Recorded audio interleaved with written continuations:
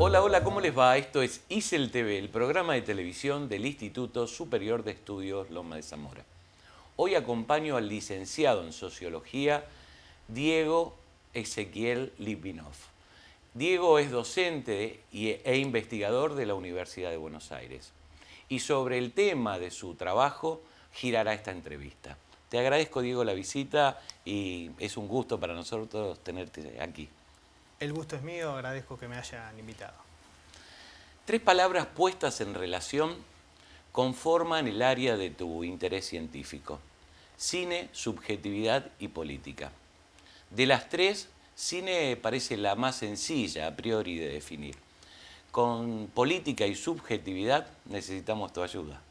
Bien, bueno, lo primero que corresponde decir es en relación a la política, que es un concepto que suele tener ciertas confusiones, porque la manera en la que yo concibo la política no es una forma restringida o partidaria de lo que suele considerarse el contexto o el ámbito específicamente de lo político, sino que yo planteo que es necesario pensar la política en un sentido amplio, es decir, entender como político todas aquellas percepciones y acciones de lo humano que dan cuenta de un estado de abierto, de un estado conflictivo, en el cual los asuntos que allí están planteados no están ni resueltos de antemano y nunca están resueltos de forma definitiva, sino que siempre están sujetos a conflictos, siempre están sujetos a posibles modificaciones, a un juego de alianzas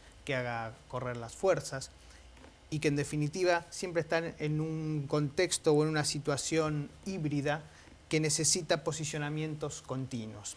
En este sentido, el concepto de lo político, en sentido amplio, se opone a un concepto económico que concibe los asuntos humanos como dignos de ser administrados, como posibles de ser solucionados de manera racional, definitiva, por medio de acuerdos y consensos entre los actores involucrados. Y en este sentido, esta concepción de la política de manera amplia es lo que a mí me permite repensar la relación que tiene la dimensión política con la dimensión cultural en general y de las imágenes en particular, donde se inscribe el universo del cine, y también con la subjetividad. Es decir, no concebir como espacios separados, ¿sí?, lo político, lo cultural o el mundo de la imagen y la subjetividad, sino que lo que yo me propongo es tratar de indagar en qué medida esas 3 dimensiones, esos 3 ámbitos entran en relaciones, entran en mixturas, en flujos, en contaminaciones en los que se activan mutuamente. De manera que lo que sucede en lo que uno podría pensar que es exclusivamente una cuestión política tiene efectos en el ámbito de la cultura y tiene efectos en el ámbito de la subjetividad. Pero inversamente lo que acontece en los ámbitos culturales o en los ámbitos del sujeto, de la subjetividad, también repercute en lo que es la dimensión política. Y sobre todo, y esto es lo que a mí más me interesa, hacer un análisis de la cultura, hacer un análisis de las imágenes, hacer un análisis del sujeto como ámbitos abiertos, en disputas, como arena de esas luchas que atraviesan desde lo más externo, desde lo más ajeno, desde el punto en el cual nos vinculamos con los otros, hasta lo más íntimo, hasta lo más propio. Y considero que en la sociedad en que vivimos, en la contemporaneidad, sobre todo en este tiempo, las imágenes son un punto de articulación entre estas dimensiones, entre lo más impropio, lo más impersonal y lo más propio, la relación de uno consigo mismo. Y es por eso que pongo el foco en las imágenes desde esa perspectiva, desde una perspectiva política, para ver de qué manera se produce allí una lucha, un conflicto que involucra lo social, lo político en términos generales, pero también en lo que se pone en juego la dimensión del sujeto y de la propia subjetividad y lo más propio de los individuos. Esto que estás manifestando quisiera profundizarlo. El marco teórico de tu trabajo es mucho más extenso que el tiempo que podemos ofrecerte para describirlo.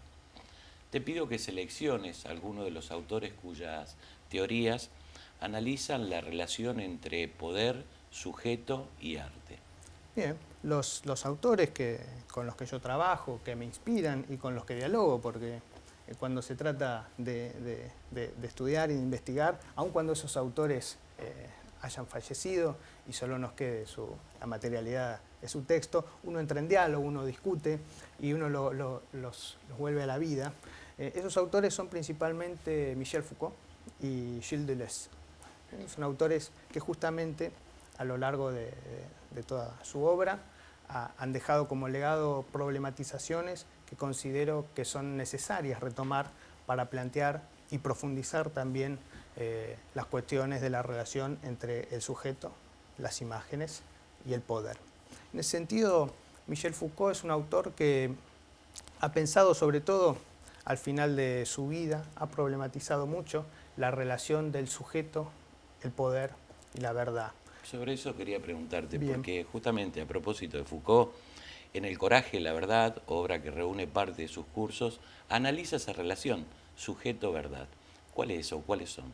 Bien, es interesante esto porque Foucault siempre ha discutido con las teorías esencialistas del sujeto, con quienes identifican un sujeto como el punto inicial, el punto primero que explica todo el derrotero histórico y que explica la configuración de la sociedad.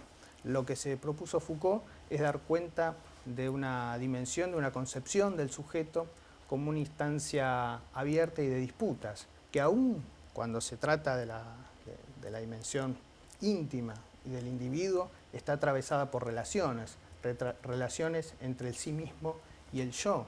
Y también esas relaciones están intermediadas por relaciones con otros. No se puede pensar el sujeto por fuera del marco de relaciones múltiples que están configuradas por vínculos de poder. En esas relaciones siempre se ponen en juego factores de poder. Y el poder, para poder cristalizarse, para poder afianzarse, para poder constituirse como una situación de dominación, siempre necesita de discursos de verdad. No hay sujeto sin poder, no hay sujeto sin relaciones de poder, y no hay sujeto y no hay poder sin discursos que definan la situación de poder como verdadera.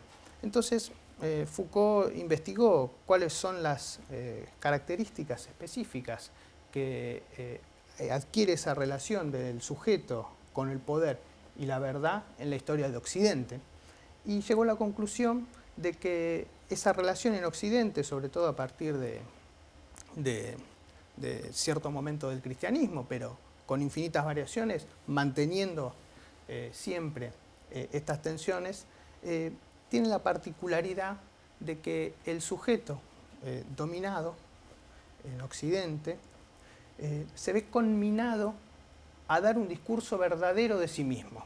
Es decir, no es tanto la verdad sobre el sujeto dominado, no la da tanto el que lo domina, sino el propio dominado. Pero con la siguiente característica, con una cuestión que es la siguiente, ¿no? Aquello que el sujeto dominado dice sobre sí mismo, la verdad que dice sobre sí mismo a partir del desarrollo de un dispositivo específico, no hace sino confirmar las propias condiciones de dominación en las que está sometida en ese dispositivo. Por ejemplo, el confesionario como un dispositivo para que el sujeto diga, el pecador diga la verdad sobre sí mismo, sobre sus pecados, no hace sino afirmar la condición de dominado del aparato eclesiástico. En el juzgado, el delincuente se ve conminado a decir la verdad y nada más que la verdad para ser desplazado y colocado en un sistema de prisión que no hace sino reproducir las propias condiciones que lo convirtieron en un delincuente. Es decir, en Occidente, y bajo infinitas variaciones y desarrollando distintos dispositivos, el sujeto debe decir una verdad sobre sí mismo, pero esa verdad que dice confirma los supuestos bajo los cuales ese dispositivo que le hace decir la verdad lo domina.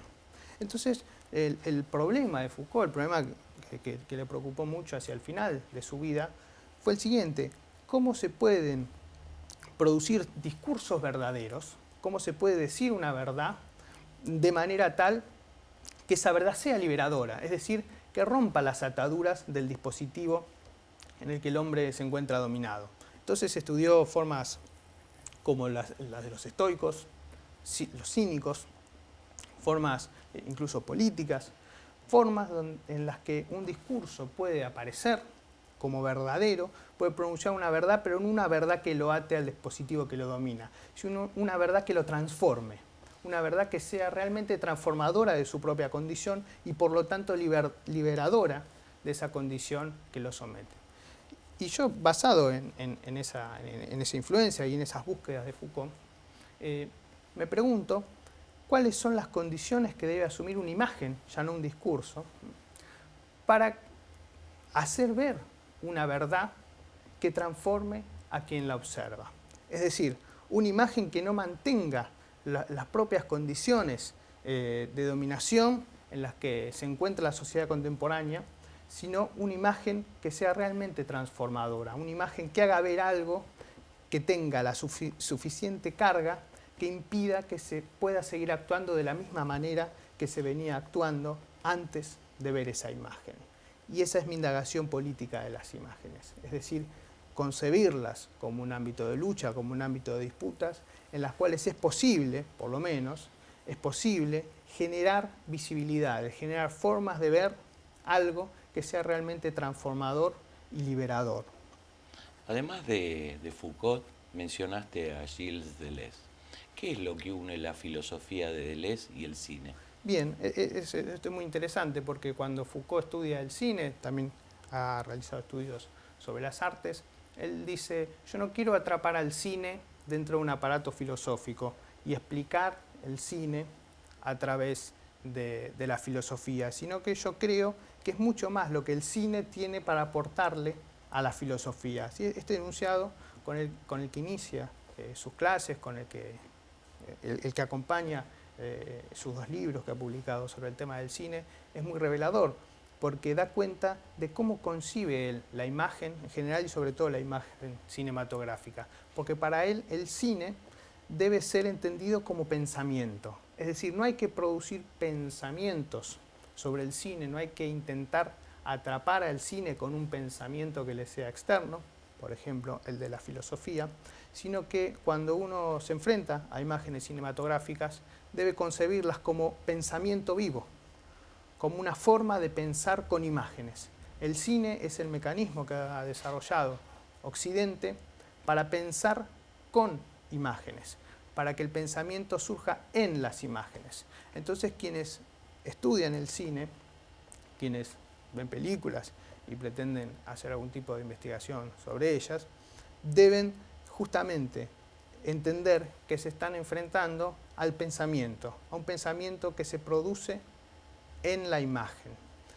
Y eso mismo es lo que a mí me lleva a relacionar el pensamiento que plantea Deleuze en la imagen con la verdad que plantea Foucault en relación al discurso. Cómo un pensamiento puede posicionarse como verdadero y al mismo tiempo ser liberador. Diego, ¿y en qué contexto sociopolítico argentino tiene lugar la emergencia del documental? Bien, eso es muy interesante porque unas investigaciones que realizamos con un equipo que dirigió Irene Marrone, y el que participaron importantes investigadores como Lior Silverman o Sebastián Russo, llevamos adelante unas preguntas que nos acechaban y tenía que ver con la constatación de que en la historia argentina, en determinados contextos, el cine de la modalidad documental tenía una emergencia mucho más pronunciada, ¿sí? Resultaba, en principio, para los productores, una modalidad de producir cine que los seducía. Y desde el punto de vista de los espectadores también era un cine que les atraía y aumentaba también la cantidad de espectadores. Esos momentos donde el cine documental se desarrolló en una mayor cuantía fueron finales de la década del 60 y finales de la década del 90. Perdóname, ¿es privativo de esas décadas nada más o está en cualquier tiempo y lugar?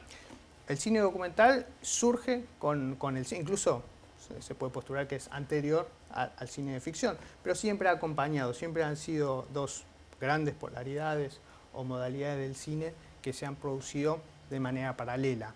Lo que nos interesó a nosotros es que esa continuidad tiene variaciones en cuanto a la intensidad. Y la intensidad del cine documental, sin que esto sea necesariamente una regla y que sea una ley que se aplique de manera abstracta en cualquier situación, en la historia argentina específicamente, coincidió con situaciones que nosotros estudiamos como de políticas en las que la hegemonía se encontraba en crisis, la hegemonía se encontraba cuestionada, lo que Gramsci diría, había una crisis hegemónica. El poder político, y acá es donde entra esta relación entre el poder y la imagen, el poder político se veía en dificultades de generar esos consensos mínimos para poder ejercerse de manera eficaz. Y recurría en algunos casos bueno, directamente a las armas, en los golpes de Estado, y también en otros contextos de democracia a otros recursos, pero estaba debilitado en su capacidad para generar consensos hegemónicos que generen acuerdos mínimos para poder actuar de manera eficaz. Y justamente esa crisis de hegemonía la que lleva a generar las condiciones para que el tipo de discurso y el tipo de las imágenes que producen los documentales tengan un mayor interés.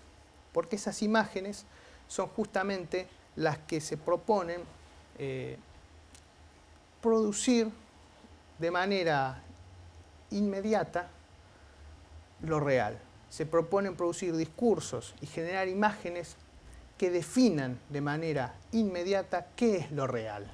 Entonces es justamente en el contexto político donde lo real está en juego de manera más abierta, en contextos políticos de crisis, donde lo que es lo real está abiertamente en disputa, donde el tipo de discurso, donde el tipo de imagen del cine documental que trata de apuntalar y definir lo real es esto o lo real es aquello, adquiere una mayor circulación, adquiere un mayor interés y un mayor flujo en el marco de la sociedad. Por lo menos lo que sucedió en la Argentina en la década del 60, finales de la década del 60 y finales de la década del 90.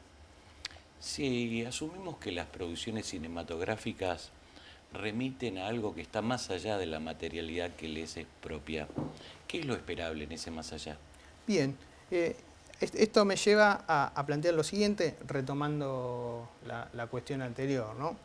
Nosotros, al hablar del documental, dijimos que el documental produce lo real, ¿no? Y esto es una afirmación que puede ser un poco conflictiva, porque uno se pregunta qué es lo real, ¿no? ¿Es algo que se puede producir? Y acá es cuando yo relaciono mis investigaciones con cierta influencia del psicoanálisis, sobre todo el psicoanálisis lacaniano, y la interpretación política que hace de Lacan Zizek, cuando sostiene que lo real no es algo que está dado ahí de manera simbolizada, de manera perceptible. Lo real no se puede percibir directamente. Es más, lo real es justamente lo que es imperceptible de manera directa. Y por lo tanto, como es imperceptible de manera directa, hay que crear condiciones especiales para poder verlo. Es decir, la imagen aparece el cine en particular, pero la imagen aparece cuando la percepción no puede percibir de manera directa. ¿Y cuándo no puede percibir la percepción? Cuando a la percepción se le hace difícil poder ver de manera directa. Bueno, cuando aparecen los conflictos, cuando aparecen los problemas, cuando aparecen las contradicciones. Generalmente lo que vemos, el mapa de lo que vemos, es una forma de ordenar las certezas.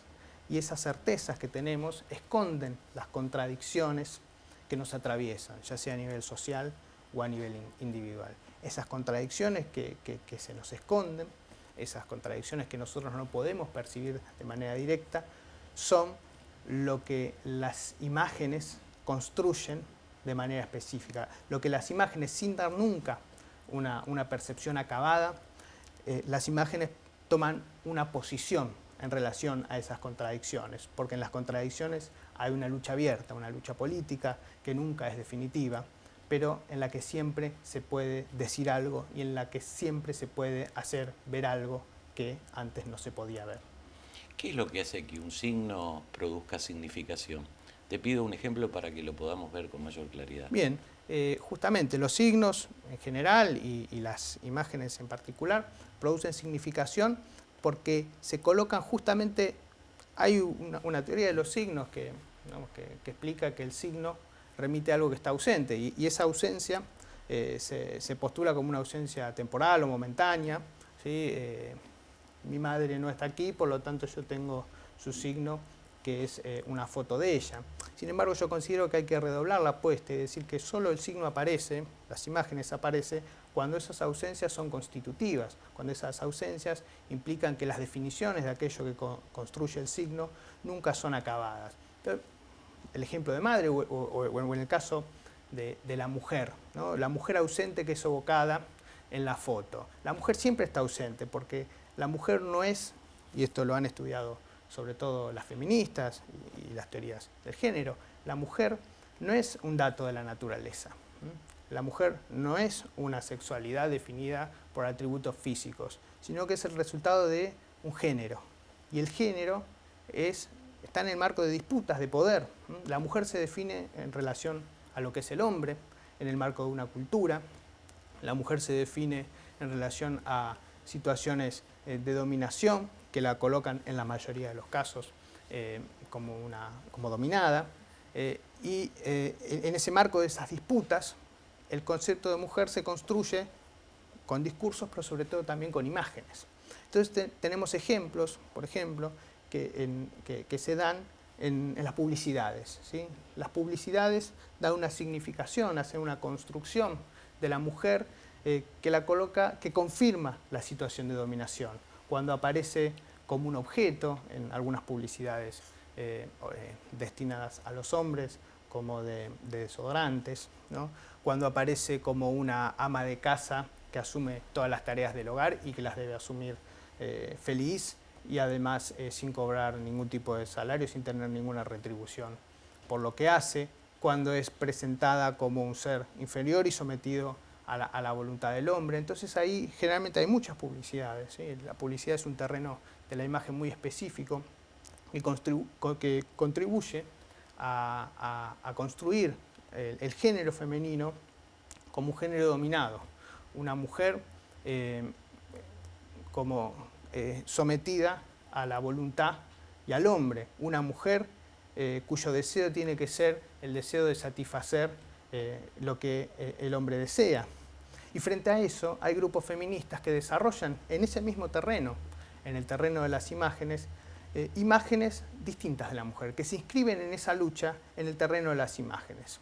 Por ejemplo, el grupo de mujeres públicas, que tienen distintas estrategias, ¿sí? Por ejemplo, señalar y denunciar cómo ciertas imágenes contribuyen a definir a la mujer como un objeto, o destacar otros atributos que no suelen ser señalados en las imágenes publicitarias, ¿sí? Esto lo hacen a través de campañas en la calle, con afiches, ¿sí? Acompañados de discursos, donde denuncian, por ejemplo, cómo la mujer debe asumir las tareas del hogar, las tareas, la vida cotidiana, tareas en muchos casos indignas, pero ser feliz, ¿no? Remitiéndose a veces a dichos populares o señalando cómo en las producciones cinematográficas infantiles ya se hace una construcción de la mujer en esos términos, ¿no? A ver si te interpreto. ¿Podría decirse que en la producción de un signo algo se devela y algo se esconde? Si esto es así, ¿quién o quiénes producen lo uno y lo otro? ¿Y con qué función? Excelente.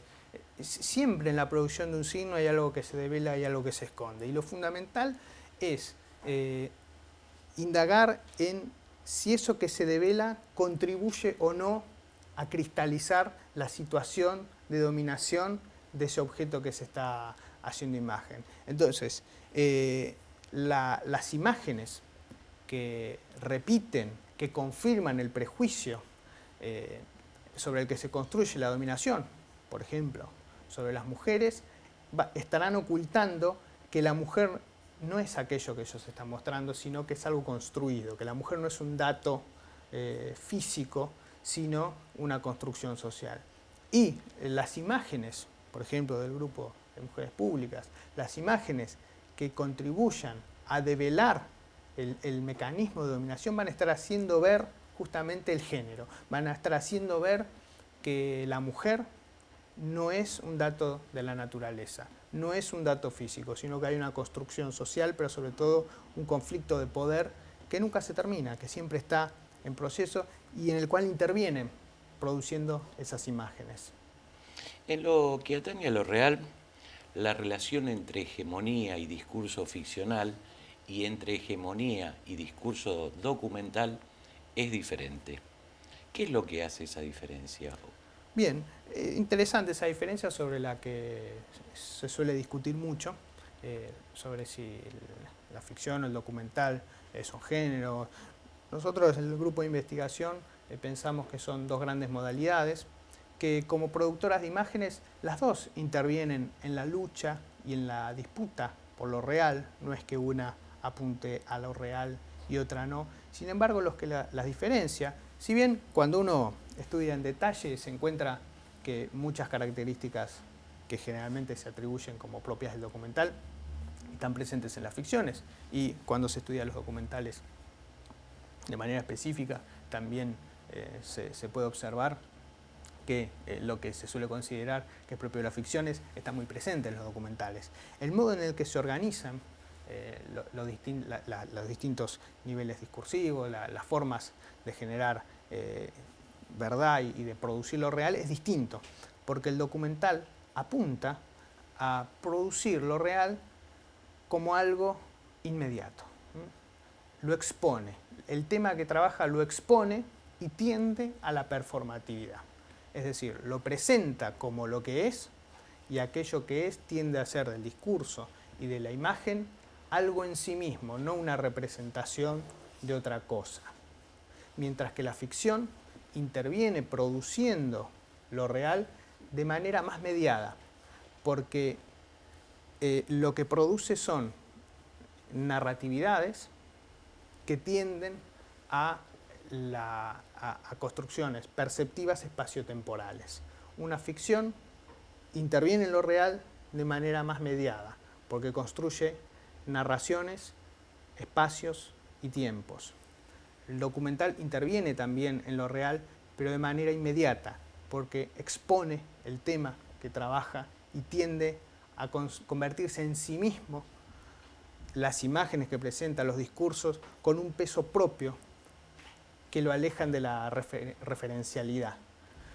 Y justamente por eso, en circunstancias donde la hegemonía política tiende a debilitarse, la inquietud por generar discursos y por generar también, en este caso, imágenes que intervengan en lo real de manera directa, de manera inmediata, produciendo bloques de realidad de manera directa a partir de los temas que se tratan, resulta de mayor interés que en otros contextos donde la hegemonía no está tan discutida. En uno de tus artículos explicás dos cuestiones bien interesantes: la cultura de la memoria y el papel de los medios masivos de comunicación como vehículos de memoria.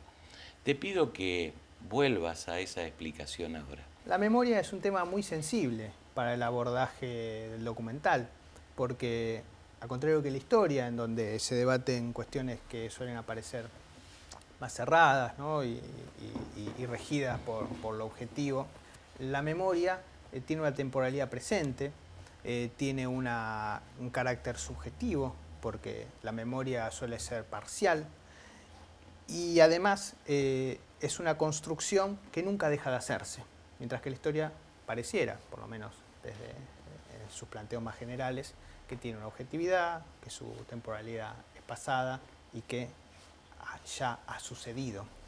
Entonces justamente en el contexto, sobre todo a partir de los años fines de los 90, Argentina, pero también en el mundo, la temática de la memoria ha sido un problema que ha comenzado a interesar cada vez más en distintos ámbitos, en ámbitos de la ciencia, de la filosofía y sobre todo en el ámbito de la imagen. ¿Qué es la memoria? ¿Qué es hacer memoria? ¿Qué memorias, en plural, se pueden hacer sobre distintos temas? Es algo que ha importado mucho en la producción de imágenes de todo tipo. Y la construcción de la memoria, justamente por ser presente, encarna en los medios de comunicación, sobre todo masivos, la potencialidad de poder afirmarse y realizarse, ¿sí? En este sentido, por ejemplo, en el documental en Argentina se han producido películas que han problematizado la memoria de los años de la dictadura del 76 al 83 y han generado en su momento mucho ruido, ¿sí? Sobre todo algunas producciones que fueron llevadas adelante por hijos de desaparecidos que comenzaron a hacer preguntas nuevas, comenzaban a plantear el problema de la memoria desde su presente, desde su propia condición, sobre qué había sido la militancia, cuál había sido el rol de sus padres, cómo se ponía en tensión o en cuestión el carácter de sus padres como militantes y el carácter de sus padres justamente como padres, y cuál es su propia condición como hijos de desaparecidos en la Argentina de ese momento. Entonces habrían preguntas nuevas en relación al pasado, pero esas preguntas nuevas no solo eran activadas desde ese presente, sino que eran situadas en la subjetividad de los propios directores que necesitaban definirse a sí mismos en relación a ese pasado. ¿Y cuáles son los niveles entonces discursivos, audiovisuales, y cuál es su valor como unidad de análisis? Bueno, los niveles discursivos uno los puede distinguir en relación a cómo contribuyen a generar lo que sería una verivisión, cómo contribuyen a hacer de la imagen que se está mostrando algo verdadero. Entonces tenemos, por ejemplo, el nivel testimonial, tenemos el nivel expositivo, que puede ser una voz en off, tenemos un nivel de registro, que puede ser algún dato o algún documento que se haya producido en el mismo momento o acompañando al tema que se está estudiando, y el nivel performativo, que es cómo aquello que se está produciendo, como el discurso y como las imágenes que se están produciendo, tienen un peso propio más allá de lo que están referenciando. Y la unidad nunca está en uno de esos elementos, sino la unidad la constituye la relación y la tensión de fuerza que hacen convivir a esos elementos de una determinada manera, que ponen unos en servicio o en función del otro, que priorizan unos y que de esa manera, por la relación que hay entre ellos, contribuyen a dar cuenta de la imagen que se está mostrando. Es una imagen verdadera, pero sobre todo de una definición de cómo se construye la verdad.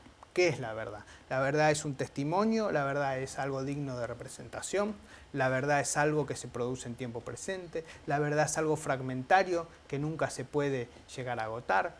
Cada documental, cuando aborda un tema y presenta mostrar lo que aborda como un bloque inmediato de lo real, define al mismo tiempo cuáles son las condiciones bajo las cuales aquello que muestra puede llegar a asumir esa condición de verdadero. Finalmente, Diego, ¿el cine está llegando a su fin o goza de buena salud?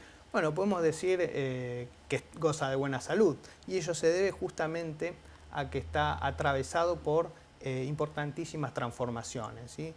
Estas transformaciones del dispositivo cinematográfico generan temor y hacen que proliferen las teorías de que el cine se acaba, de que el cine llega a su fin. Yo considero que llega a su fin aquello que está detenido, aquello que no se ve afectado por lo que sucede en otros ámbitos, aquello que no resulta de interés para transformarlo y para discutirlo. Entonces, el terreno de las imágenes en general y del cine en particular es un terreno que está en el centro de los debates. La situación de poder contemporánea, las relaciones entre los sujetos contemporáneos están atravesadas por las imágenes. Allí se juega algo muy importante, y es por eso, porque en las imágenes se juegan asuntos que tienen que ver con cuestiones que remiten al sujeto en lo más íntimo y también a la política en el ámbito más externo. Por eso están atravesadas de una serie de transformaciones y son muy sensibles a las variaciones en las estrategias de poder. Y esas variaciones, lejos de dar cuenta de que el cine está terminando, son una señal de que hay que seguir insistiendo, de que hay que seguir discutiendo y que hay que seguir resistiendo en y con las imágenes. Gracias por tu tiempo y tus aportes. Espero que hayas estado cómodo. Muy cómodo, muchas gracias a vos. A vos también, gracias por acompañarme. Te espero la próxima semana. Te deseo tiempo y larga vida.